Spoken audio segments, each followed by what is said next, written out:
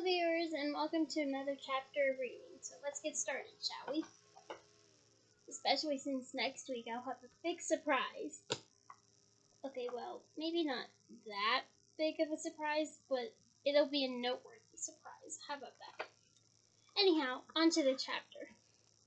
Chapter 14, Snape's Grudge. No one in Gryffindor Tower slept that night. Well, as a heavy sleeper I would have, but I guess that's me. They knew that the castle was being searched again, and the whole house stayed awake in the common room, waiting to hear whether Black had been caught. Again, I would have slept. I'm a heavy sleeper. Professor McGonagall came back at dawn to tell them that he escaped again. Throughout the day, everywhere they went, they saw signs of tighter security. Professor Flitwick could be seen teaching the front doors to recognize a large picture of Sirius Black. Filch was suddenly bustling up and down the corridors, boarding up everything from tiny cracks in the walls to mouse holes. Sir Cadogan had been fired. His portrait had been taken back to its lonely lantern on the 7th floor, and the fat lady was back. She had been expertly restored, but was still extremely nervous, and had agreed to return to her job only on the condition that she was given extra protection. A bunch of survey security trolls had been hired to guard her. I'm not sure how well trolls would be good at guarding something. They paced the corridor in a menacing group, talking in grunts and comparing the size of their clubs. Precise my earlier mentioned point. Harry couldn't help noticing that the statue of the one-eyed witch on the 3rd floor remained unguarded and blocked. It seemed that Fred and George had been right in the thinking that they, and now Harry, Ron, and Hermione, were the only ones who knew about the hidden passageway within it. Do you reckon we should tell someone? Harry asked Ron. We know he's not coming in through Honeydukes, said Ron dismissively. We'd have heard if the shop had been broken into. Harry was glad Ron took this view. If the one-eyed witch was boarded up too, he would never be able to go into Hogsmeade again. Ron had become an instant celebrity. Nice. For the first time in his life, people were paying more attention to him than Harry, and it was still clear that Ron was rather enjoying the experience. Though severely shaken by the night's event, he was happy to tell anyone who asked what had happened, with a wealth of detail. So, a bit of exaggeration, huh, Ron? Excuse me. I was asleep, and I heard this ripping noise, and I thought it was my dream, you know? But then there was this draft. I woke up and one side of the hangings on my bed had been pulled down. I rolled over, and I saw him standing over me, like a skeleton, with loads of filthy hair, holding this great long knife. It must have been 12 inches, and he looked at me. I looked at him, and then I yelled, and he scampered. Why, though? Ron added to Harry as the group of second-year girls who had been listening to his chilling tale departed. Why did he run? Harry had been wondering the same thing. Why had Black, having got the wrong bed, not silenced Ron and proceeded to Harry? Black had proved 2 years ago that he didn't mind murdering innocent people.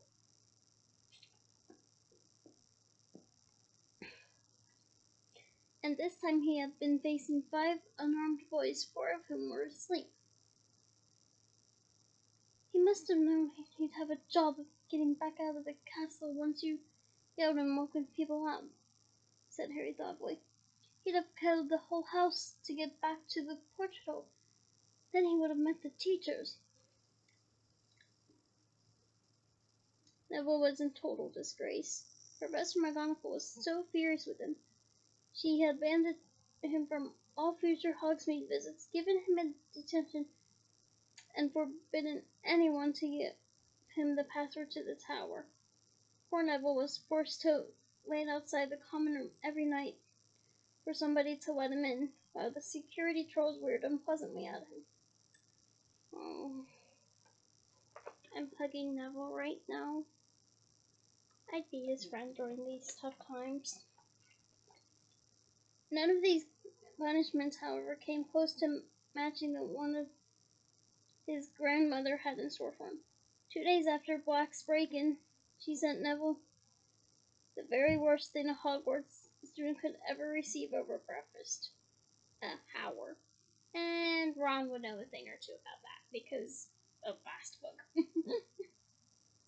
I have all chapters of Chamber of Secrets up and running for you to review this moment. The school owl swooped into the great hall carrying the mail as usual and Neville choked as a huge barn owl landed in front of him, a scarlet envelope clutched in its beak. Harry and Ron, who were sitting opposite of him, recognized the letter as a Howler at once. Ron had got one from his mother the year before.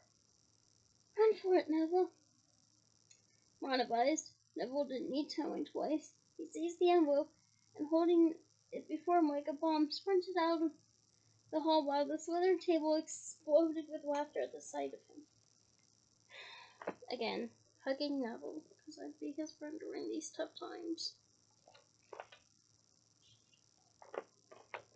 They heard the Howler go off in the entrance hall. Neville's grandmother's voice, magically magnified to 100 times its usual volume, shrieking about how he had brought shame on the whole family. Harry was too busy feeling sorry for Neville to notice almost immediately that he had a letter too. Hedwig got his attention by nipping him sharply on the wrist. "Ouch!" "Oh, thanks, Hedwig." Harry tore open the envelope while Hedwig helped herself to some of Neville's cornflakes. "Interesting." The note in said, "Dear Harry Rod, how about having tea with me this afternoon at 6? I'll come and collect you from the castle. Wait for me in the entrance hall. You're not allowed out on your own. Cheers, Hagrid." "He probably wants to hear all about Black," said Ron. So at 6 o'clock that afternoon, Harry and Ron left Gryffindor Tower, past the security trolls at a run, and headed down to the entrance hall. "Come." Hagrid was already waiting for them.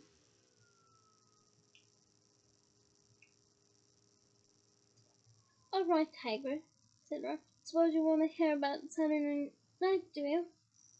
"I've already heard all about it," said Hagrid, opening the front doors and leading them outside.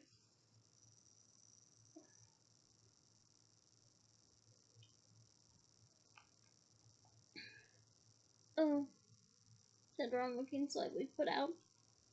The first thing they saw on entering Hagrid's cabin was Buckbeak, who was stretched out on top of Hagrid's patchwork quilt, his enormous wings folded tight to his body, enjoying a large plate of dead ferrets. I feel like the word ferrets is foreshadowing to the next book, a key event in the next book. What do you guys think? Averting his eyes from this unpleasant sight, Harry saw a gigantic, hairy brown suit and a horrible yellow and orange tie hanging from the top of Hagrid's wardrobe door.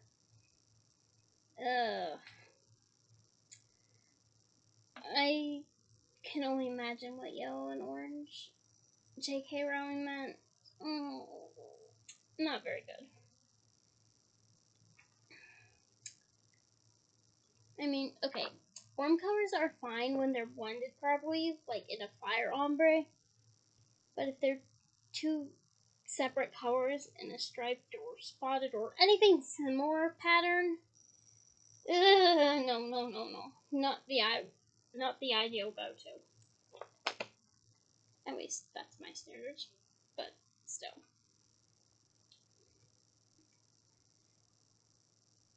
"What are they for, Hagrid?"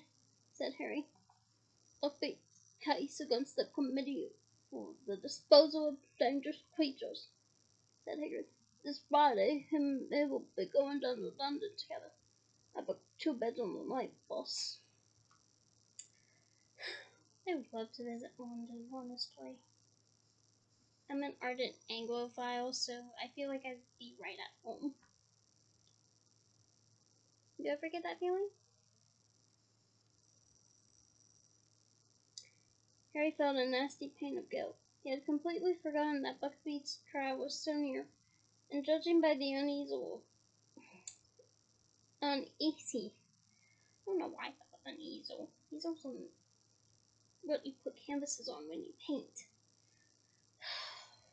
It's one of those days, I can tell. Look on Ron's face, he had too. They had forgotten their promise about helping him prepare Buckbeak's defense. The arrival of the fireball had driven it clean out of their minds. Harry poured them tea. Before reading this, I had a delicious cup of tea. But something tells me Hagrid's tea is more like weak water. Ugh, not the ideal tea. And offered them a plate of bath buns?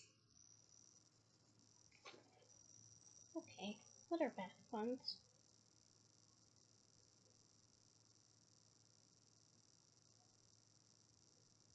Oh, those look good.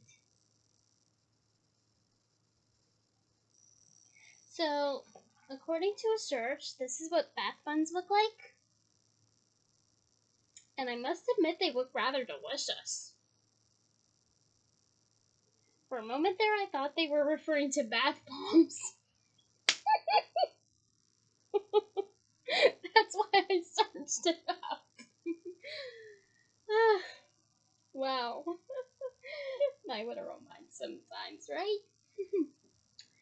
But they knew better than to accept they had too much experience with Hagrid's cooking. Yeah, something tells me Hagrid's bath buns won't be as delicious as the picture I showed you. I've got something to discuss with you too, said Hagrid, sitting himself between them and looking uncharacteristically serious. What? Said Harry. Hermione, said Hagrid. About her. She's in the right state, that's what. She's been coming down to visit me a lot since Christmas. Been lonely. First you weren't talking to her because of the Bible. Now you're not talking to her because it's a cat. I scabbards! Ron interjected angrily. Because her cat acted like all cats do. Precisely my point when I mentioned this. Cats act on a natural instinct. It's something that really can't be helped. Hagrid continued doggedly. Okay. She's quite a bad time, you know. Going through a rough time at the moment. Been off more than she can chew. She asked me all the work she's trying to do. Still found time to help me with Buckbeak's case tomorrow. She's done some really good stuff for me. Reckon he'll stand a good chance now. Hagrid, we should have kept his pal. Sorry. Harry began to awkwardly. Not blaming you, said Hagrid, waving Harry's apology aside. God knows you've been having enough to be normal. I've seen you practicing Quidditch every hour of the day and night. I gotta tell you, I thought you'd to value your friend more than broomsticks or rats. That's all. Oh, Hagrid, I'm helping him through this right now. I care more about you than some broomstick or rat any day. I don't even like rats. Harry and Ron exchanged uncomfortable looks. Really upset she was when Black nearly stabbed you, Ron. Aw, Hermione does care. Settle in, guys. She's got her heart in the right place, Hermione has. And you two not talking to her. If she just get rid of that God, let's speak to her again, Ron said angrily. But she's still sticking up for it. It's a maniac, and she won't hear a word against it. Ah, well, people can be a bit stupid about that, Pats. Not me, said Hagrid wisely. Not very wisely, more accurately. Though, then again, considering what Marge does to her dogs, yeah, okay, somewhat wisely. Behind him, Buckbeak spat a few ferret bones onto Hagrid's pillow. That would be a very uncomfortable pillow. They spent the rest of their visit discussing Gryffindor's improved chances for the Quidditch Cup. At 9 o'clock, Hagrid walked them back up to the castle.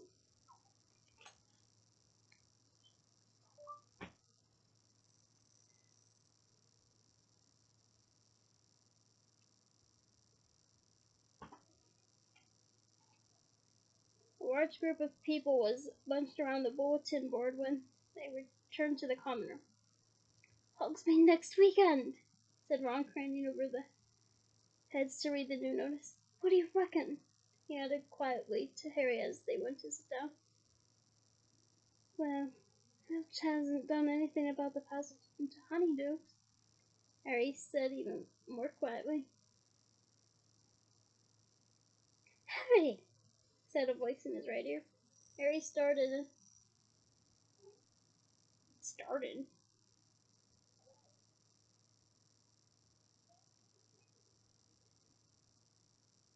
Okay, Harry turned and looked around at Hermione, who was sitting at the table right behind him, and clearing a space in the wall of books that had been hiding her.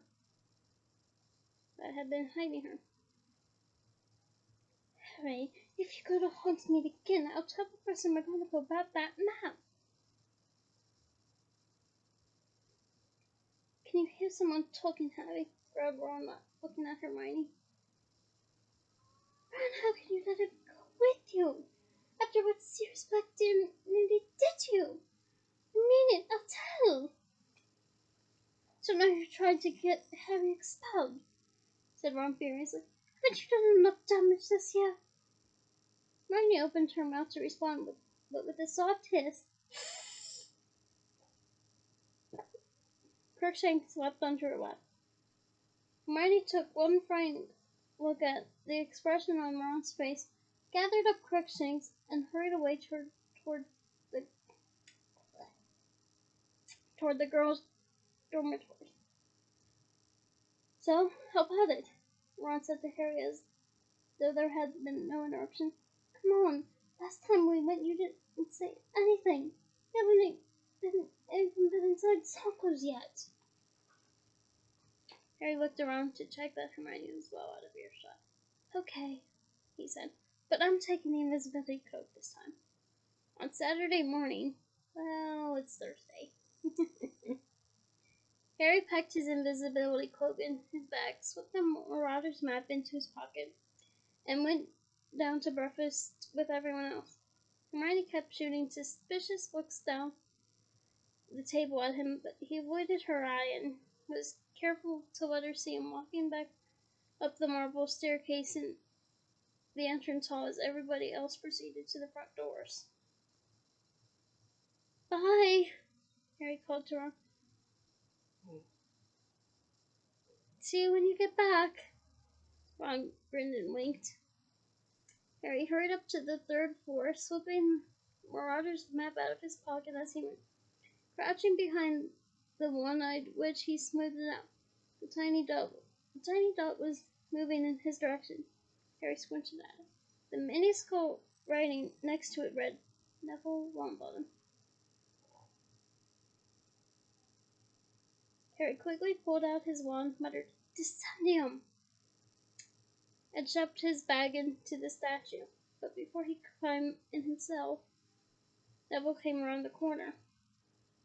Harry, I forgot you weren't going to Hogsmeade either. Hi, Neville, said Harry, moving swiftly away from the statue and pushing the map back into his pocket.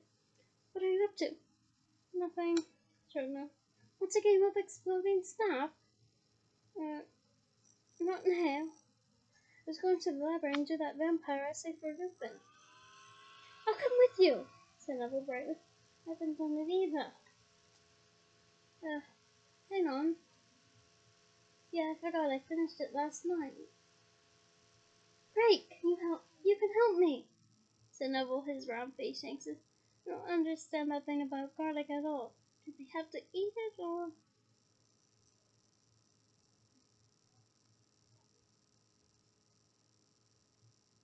He broke off with a small gasp, looking over Harry's shoulder. It was Snape. Neville took a quick step behind Harry.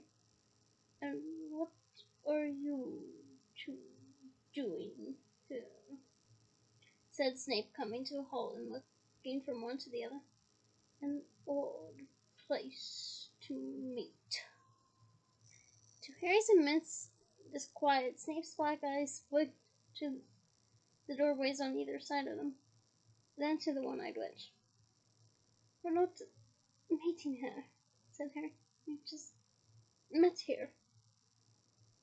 Indeed, said Snape. You have a habit of turning up in unexpected places, Potter, and you are very rarely there for no reason. I suggest the pair of you, turn to Gryffindor Tower, where you belong. Harry and Neville set off without another word. As they turned the corner, Harry looked back. Snape was running one of his hands over the one-eyed witch's head, examining it closely. Harry managed to shake Neville off at the fat lady by telling him the password, then pretending he'd left his vampire essay in the library, and doubling back. Once out of sight of security trolls, he pulled out the map and held it close to his nose. The third four quarters seemed to be deserted. Harry scanned the map carefully and saw, with a leap of relief, that the tiny dot labeled Severus Snape was now back in its office. He sprinted back to the one-eyed witch, opened her home, heaved himself inside, and slid down to meet his bag at the bottom of the stone chute. He wiped the mortar's map blank again, then set off at a run. Harry, completely hidden beneath the invisibility cloak, emerged into the sunlight outside Honeydukes and prodded Ron in the back. It's me, he muttered. Got you, Ron hissed. Snape was hanging on. They set off the high. They set off up the high street. How are you? Ron kept muttering out of the corner of his mouth. Are you still there? This feels weird. They went to the post office. Ron pretended to be checking the price of an owl to bill in Egypt so that Harry could have a good look around. The owl sat hootingly softly down at him, at least 300 of them, from great greys right down to the tiny little scope cell, local deliveries only, which were so small they could have sat in the palm of Harry's hand. Then they visited Zonko's, which was so packed with students, Harry had to exercise great care not to tread on anyone and cause a panic. There were jokes and tricks to fulfill even Fred and George's wildest dreams. Harry gave Ron whispered orders and passed him some gold from under the cloak. They then left Zonko's with their money bags considerably lighter than they had been on entering, but their pockets bulging with stun bombs. Again, I don't even want to know what those are. Hiccup sweets. Okay, are they sweets that cause hiccups? Because if so, I do not want those sweets. Frog spawn soap? My mind is taking this literal, and it's just no, no, no, no, and no. And a nose-biting teacup apiece. I love my tea, but I don't want a nose-biting one. I don't want a nose-biting teacup. That'd be a little weird. And I sometimes get enough bloody noses as it is. The day was fine and breezy, and neither of them felt like staying indoors. Well, I'm staying indoors. So they walked past the three broomsticks and climbed a slope to visit the striking stack, the most haunted dwelling in Britain. It stood a little way above the rest of the village, and even in daylight it was slightly creepy, with its boarded windows and dank overgrown garden. Even Hogwarts ghosts avoid it, said Ron as they leaned on the fence looking up at it. I just nearly had the snick. He says he's heard a very rough crowd lives here. No one can get in. Fred and George tried, obviously, but all the entrances are sealed shut. Harry, feeling hot from the climb, was just considering taking off the cloak for a few minutes when they heard voices nearby. Someone was climbing toward the house from the other side of the hill. Moments later, Malfoy had appeared, followed closely by Crabbe and Goyle. Malfoy was speaking. Should have an alibi, father and tongue now. Had to go to the hearing to tell them about my about how I couldn't use it for 3 months. It was not 3 months, you mouth. Months. It was not 3 months, Draco. Sorry, I needed to scream my frustration out at Draco. Crabbe and Goyle snickered. Really wish I could hear that great Harry moron trying to defend himself. There's no honor in him, honest. That hippogriff is good as dead. Malfoy suddenly caught sight of Ron. His pale face split in a Malfoy grin. What are you doing, Weasley? Malfoy looked up at the crumbling house behind Ron. Suppose you'd love to live here, wouldn't you, Weasley? Dream about having your own bedroom, have your family all sleep in one room. Is that true? No, it's not true. It's not even true for me. Harry sees the back of Ron's robe to stop him from leaping on Malfoy. Leave him to me, he hissed in Ron's ears. The opportunity was too perfect to miss. Harry crept silently around behind Malfoy, Crabbe, and Goyle, bent down, scooped a large handful of when does this keep returning? Mud out of the path. I personally prefer the film's snow. That snowball fight, if you will, was iconic. We were just discussing your friend Hagrid, Malfoy said to Ron. Just trying to imagine what he's saying to the committee for the disposal of dangerous creatures. Do you think he'll cry when they cut off his hippogriffs? Splat. Malfoy's head jerked forward as the mud hit him. His silver blonde hair was suddenly dripping in mud. What the? Ron had to hold onto the fence to keep himself standing. He was laughing so hard. Malfoy, Crabbe, and Goyle spun stupidly on the spot, staring wildly around, trying to wipe his hair clean. What was that? Who did that? Very haunted up here, isn't it? Said Ron with the air of one commenting on the weather. Crabbe and Goyle were looking scared. Their bulging muscles were no use against ghosts. Ron was staring madly around at the deserted landscape. Harry sneaked along the path where a particularly swampy puddle yielded some foul-smelling green smudge. Splatter. Crabbe and Goyle caught some this time.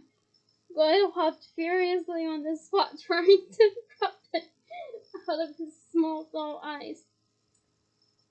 It came from over there, said Malfoy, wiping his face and staring at a spot from some 6 feet to the left of Harry.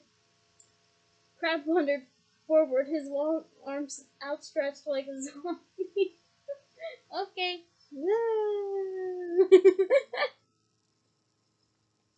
Harry dodged around him, picked up a stick, and lobbed it at Crabbe's back.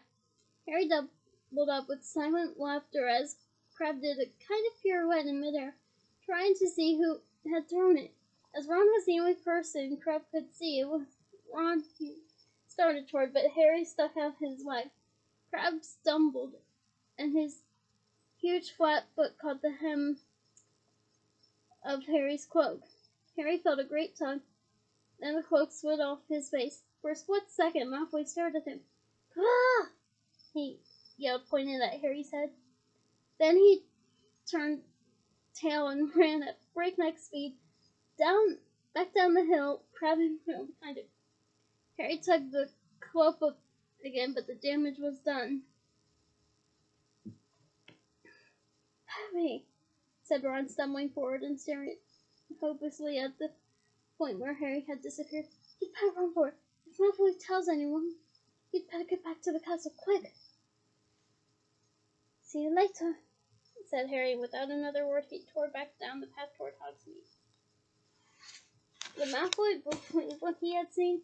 Would any believe Malfoy? Nobody knew about the invisibility cloak. Nobody except Dumbledore. Harry's stomach turned over. Dumbledore would know exactly what had happened if Malfoy said anything. Back in Honeydukes, back down the tower steps, across the stone floor, through the trap door, Harry pulled off the cloak, tucked it under his arm, and ran flat out along the passage. Malfoy would get back first. How long would it take him to find the teacher? Panting a sharp pain in his side, Harry didn't slow down until he reached the stone slide. He would have to leave the cloak where it was. It was too much of a giveaway in case Malfoy had tipped off a teacher. He hid it in a shadowy corner, then started to climb fast as he could, his sweaty hands slipping on the sides of the chute. He reached inside of the witch's hum, tapped it with his wand, stuck his head through, and hoisted himself out. The hum closed, and just as Harry jumped out from behind the statue, he heard quick footsteps approaching. It was Snape. He approached Harry at a swift walk, his black robe swishing, and stopped in front of him. "So," he said. There was a look of suppressed triumph about him. Harry tried to look innocent, all too aware of his sweaty face and his muddy hands, which he quickly hid in his pockets. "Come with me, Potter," said Snape. Harry followed him downstairs, trying to wipe his hands clean on the inside of his robes without Snape noticing. They walked down the stairs to the dungeons and then into Snape's office. Harry had been in here only once before, and he had been in serious trouble then too. Snape had required a few more slimy, horrible things in jars since last time, all standing on shelves behind his desk, glittering in the firelight and adding to the threatening atmosphere. "Shut," said Snape. Harry sat. Snape, however, remained standing. "Mr. Malfoy has just been to see me with a strange story, Potter," said Snape. Harry didn't say anything.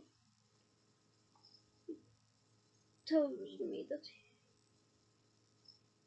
he was up by the shrieking shock when he ran into Weasley, apparently alone."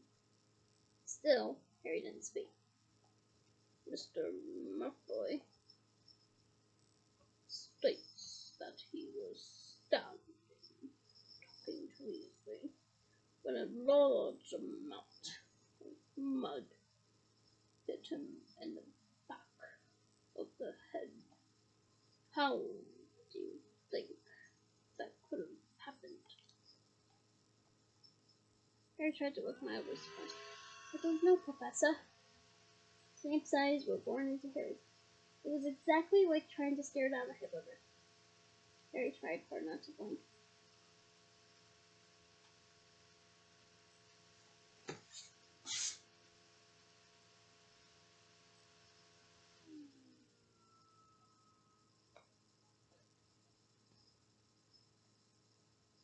Mr. Malfoy then saw an extraordinary apparition. Can you imagine what it might have been, Potter?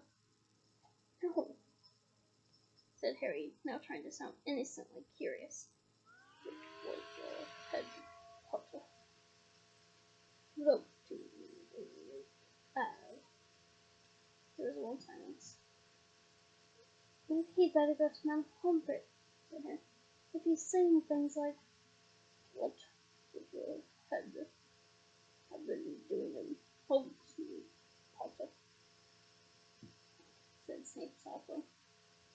I didn't know he was capable of such a soft voice. Your head is not allowed in Hogsmeade.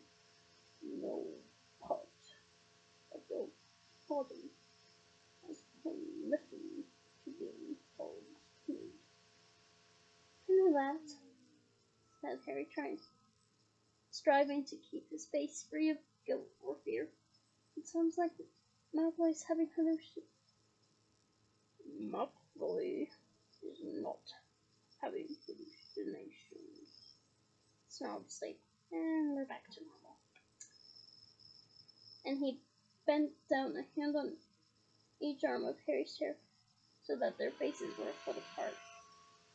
If your head was in Hogsmeade, so was the rest of you. I could open Gryffindor Tower, said Harry. Like you told.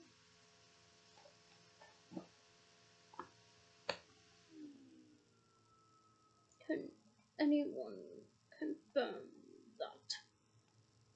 Harry didn't say anything. Yeah, for you to make a good case, you're gonna need, what's that term?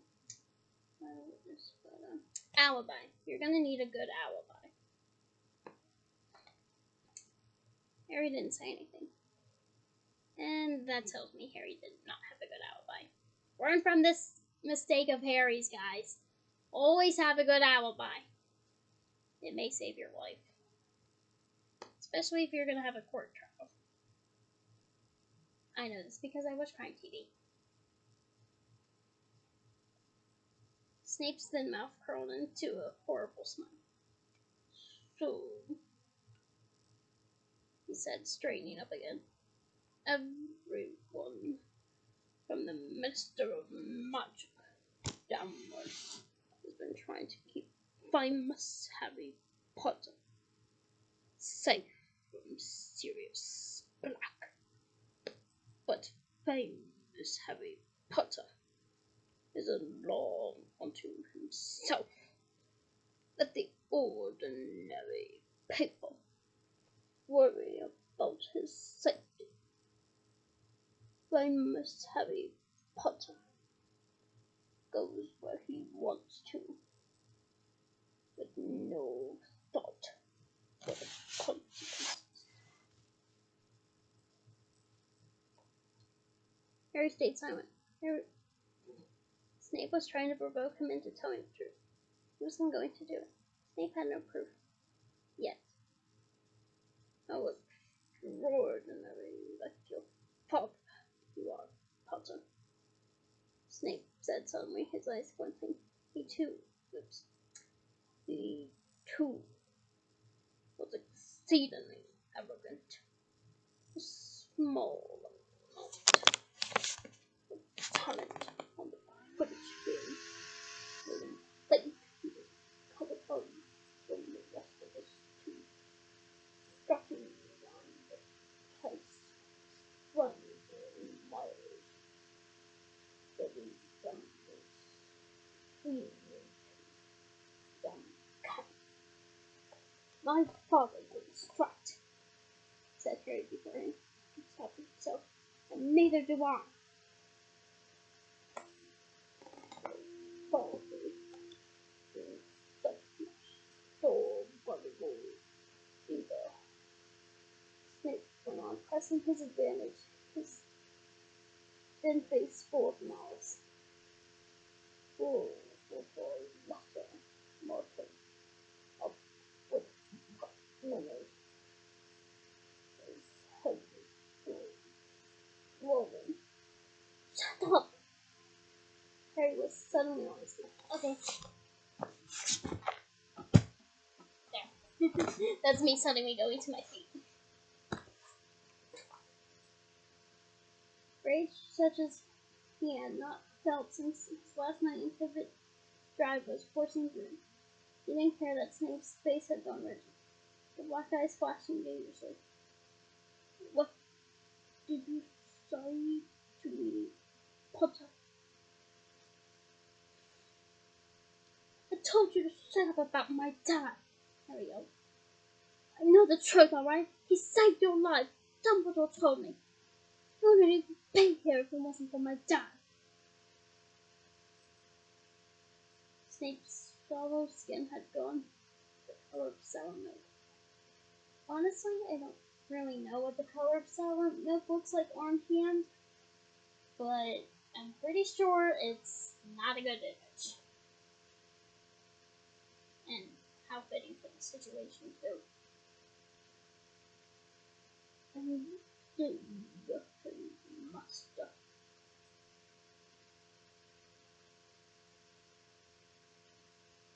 Tell you the circumstances in which your father saved my life, he whispered. Or did he consider the details too unpleasant for Professor Potter studied is?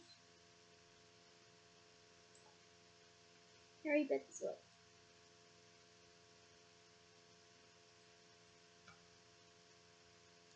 He didn't know what had happened and didn't want to admit it, but Snape seemed to have guessed the truth. I would hate for you to run away with a false idea of your father, Potter. He said, a terrible grin twisting his face. You did imagine some act of glorious heroism. Then let me correct you. Your saint late father and his friends played a fine joke on you that could have resulted in my death if your father hadn't got cold feet at the last moment. There was nothing brave about what he did. He was saving his own skin as much as mine has the succeeded. He would have been expelled from Hogwarts. Snape's uneven yellowish teeth were there. Turn out your pockets, Potter. Harry didn't know he was in haunting pieces. Turn out your pockets, or we will straight to the headmaster. Pull them out, Potter. Full with dread, Harry slowly pulled out the bag of Dongo's tricks and Mortal's map. Snape picked up the Zongo's bag. Ron gave him to me, said Harry, praying the chance he'd get to tip Ron off before Snape saw him. He brought them back from Hogsmeade last time. Indeed. And you've been carrying them around ever since. How very touching. And what is this? Snape had picked up the map. Harry tried with all his might to keep his face impassive. "Scrap of parchment," he said with a shrug. Snape turned it over, his eyes from Harry.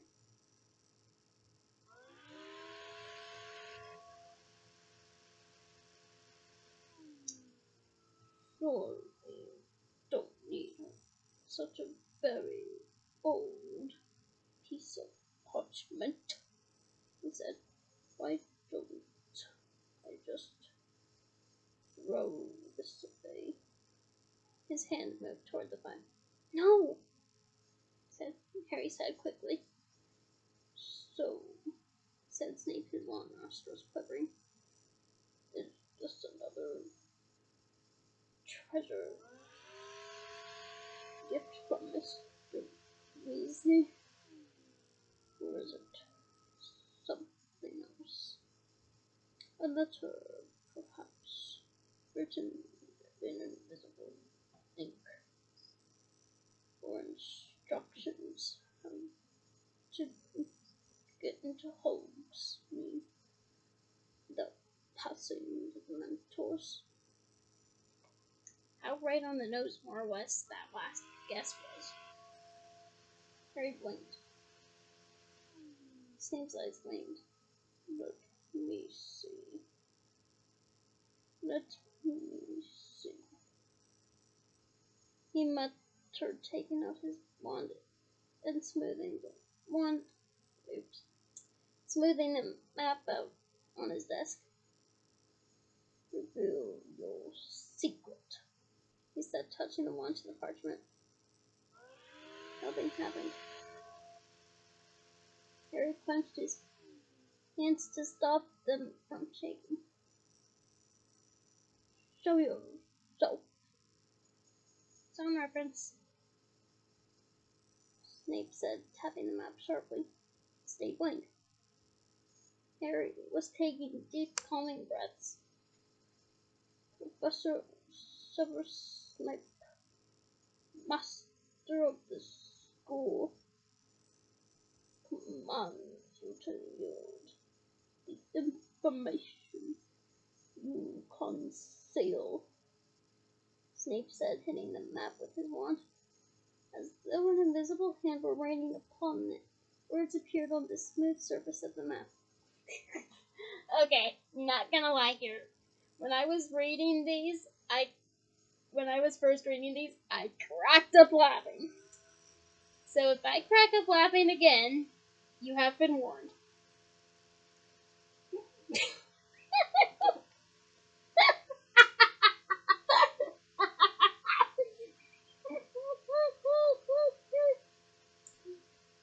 Mr. Mooney presents his compliments to Professor Snape and begs him to keep his abnormally long nose out of other people's business.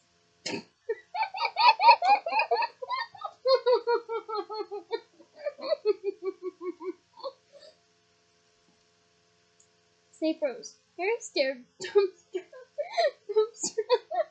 I can't. I was dumbstruck at the message. But the map didn't stop there. More writing was appearing beneath the first. Mr. Holmes agrees with Mr. Mooney and would like to add that Professor Snape not a gift.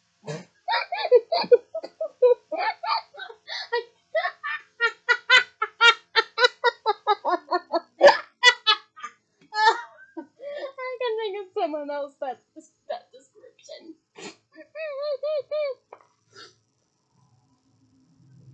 It would have been very funny if the situation hadn't been so serious.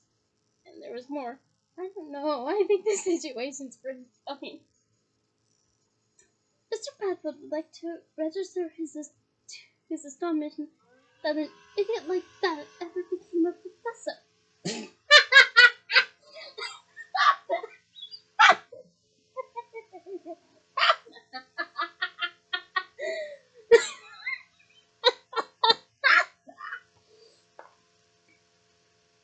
Harry closed his eye in horror. When he'd opened them, the map had its last word. "Mr. Wormtail bids Professor Snape good day and advises him to wash his hair at the sun.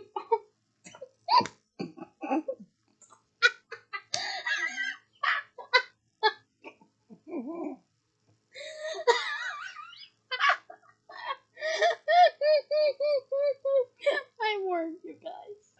I warned you guys and girls. I'm not gonna lie. That's probably my favorite part in the Prisoner of Azkaban.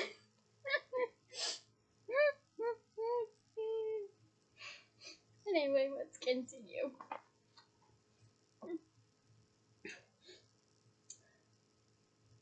Harry waited for the blow to fall. So, said Snape softly, we'll see about this. He strode across to his fire, seized a fistful of glittering powder from a jar on the fireplace and threw it into the flames. Lupin, Snape called into the fire. I want a word. Utterly bewildered, Harry stared at the fire. A large shape had appeared in it, revolving very fast. Seconds later, Professor Lupin was clambering out of the fireplace, brushing off his shabby robes. You called Severus, said Lupin loudly. I certainly did, said Snape, his face contorted with fury as he strode back to his desk. I have just asked Potter to empty his pockets. He was carrying this. Snape pointed at the apartment on which the words Messrs. Mooney, Wormtail, Padfoot, and Prom were still shining. An odd closed expression appeared on Lupin's face. Well, said Snape. Lupin continued to stare at the man. Harry had the impression that Lupin was doing some very quick thinking. Well, said Snape again, this parchment is plainly full of dark magic. This is supposed to be your area of expertise, Lupin. Where do you imagine Potter got such a thing? Lupin looked up and, by the merest half glance in Harry's direction, warned him not to interrupt. Full of dark magic, he repeated mildly. Do you really think so, Severus? It looks to me as though it is merely a piece of parchment that insults anybody who reads it. Childish, but surely not dangerous. I imagine Harry got it from a dope shop. Indeed, said Snape, his jaw had gone rigid with anger. You think a dope shop could supply him with such a thing? You don't think it more likely that he got it directly from the manufacturers? Harry didn't understand what Snape was talking about. Not apparently did Lupin.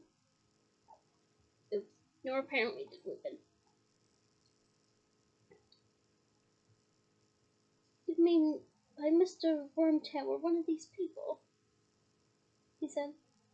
Harry, do you know any of these men? No, said Harry quickly. You see, Severus, said Lupin, turning back to Snape. It looks like a Zonko product to me. Right on cue, Ron came bursting into the office. He was completely out of breath and stopped just short of Snape's desk, clutching the stitch in his chest and trying to speak. I gave Harry that stuff. He choked. Lots of in some pages ago. I tried to do a choke voice. I hope it's to your satisfaction. Well, said Lupin, clapping his hands together and looking around cheerfully. That seems to clear that up. Severus, I'll take this back, shall I? He folded them up and tucked it inside his robes. Harry, Ron, come with me. I need a word about my vampire essay. Excuse us, Severus.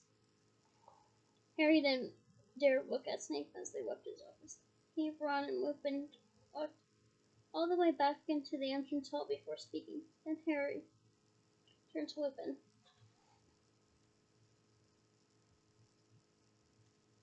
Professor, I don't want to hear any explanation, said Lupin shortly.